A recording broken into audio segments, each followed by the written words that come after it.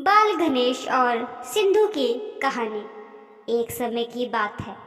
बाल गणेश जी ने मूषक को ग्रंथ पढ़ने के लिए कहा। मूषक कहने लगा, प्रभु इतना कठिन है, मैं कल पढ़कर सुनाता हूँ।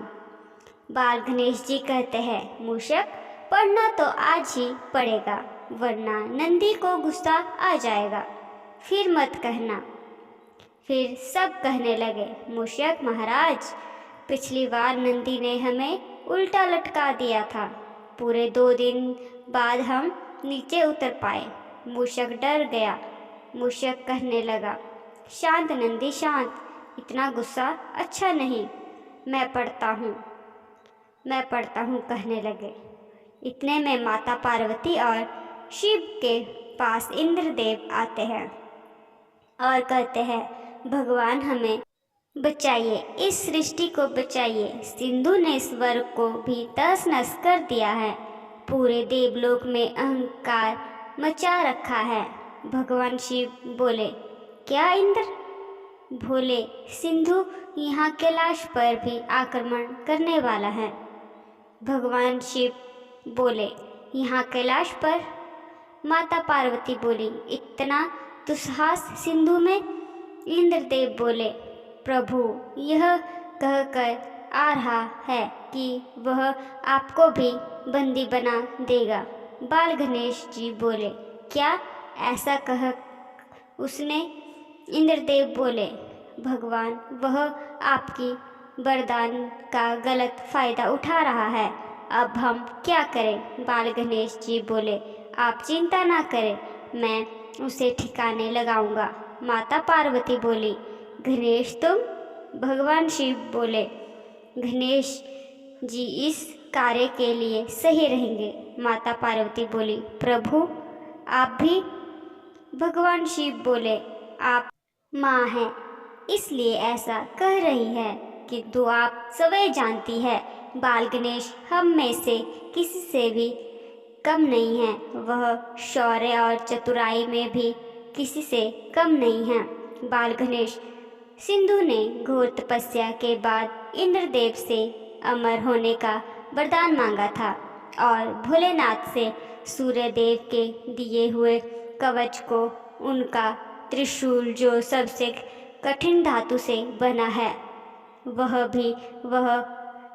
उसने ऐसा वरदान लिया है, सिंधु की नाभि में अमृत से भरा एक कुपी है, जिसे उसने सूर्यदेव के कवच से ढका हुआ है। उसे कुपी को तोड़ना होगा और इससे सिंधु मारा जा सकता है, वरना सिंधु अमर है। बाल गणेश जी बोले, मैं तैयार हूँ। माता पार्वती बोली, किंतु अभी सारे गण भी नहीं हैं, यहाँ इतनी बड़ी सेना का सामना कैसे होगा? बाल गणेश जी बोले, आप चिंता ना करिए माँ, मैं सिंधु के लिए अकेला ही काफ़ी हूँ और मैं उसे मिले वरदानों को भी जानता हूँ, मैं जीत कर ही लौटूंगा। माता पार्वती बोली, मैं जानती हूँ, विजय होकर लौटना। फिर बाल गणेश जी सिंधु से मुकाबला करने जाते हैं। नंदी बोला, भगवान इतनी बड़ी सेना? भगवान गणेश बोले, अच्छी तैयारी की है। मूषक बोले, प्रभु यह हमारी नहीं, उस राक्षस की सेना है। बाल गणेश बोले, अरे जानता हूँ मैं, मूषक चिंता ना करो। बाल गणेश जी जोर से बोले, सिंधु दुशासी, तुम भगवान भोलेनाथ और विष्णु को बंदी बनाना चाहते हो? सिंधु बोला, अरे बालक, चले जाए अपने घर, मारा जाएगा, मैं कैलाश पर राज करूंगा।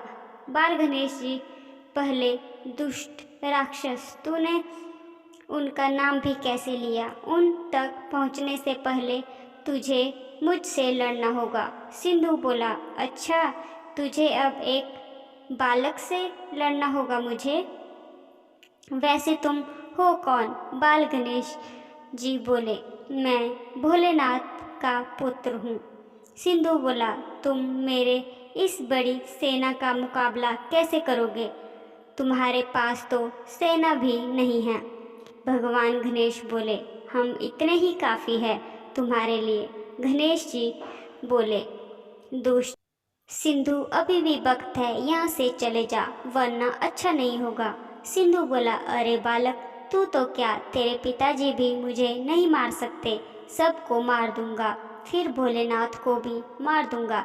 गणेश जी को बहुत गुस्सा आया और उन दोनों में मुकाबला शुरू हो गया। युद्ध में गणेश जी की विजय हुई और सिंधु की हार हो गई। सिंधु भगवान गणेश जी से माफ़ी मांगने लगा और भगवान जी ने उसे माफ़ कर दिया। आपको हमारी कहानी कैसी लगी ज़रूर बताएं और लाइक और सब्सक्राइब करना ना भूलें। धन्यवाद।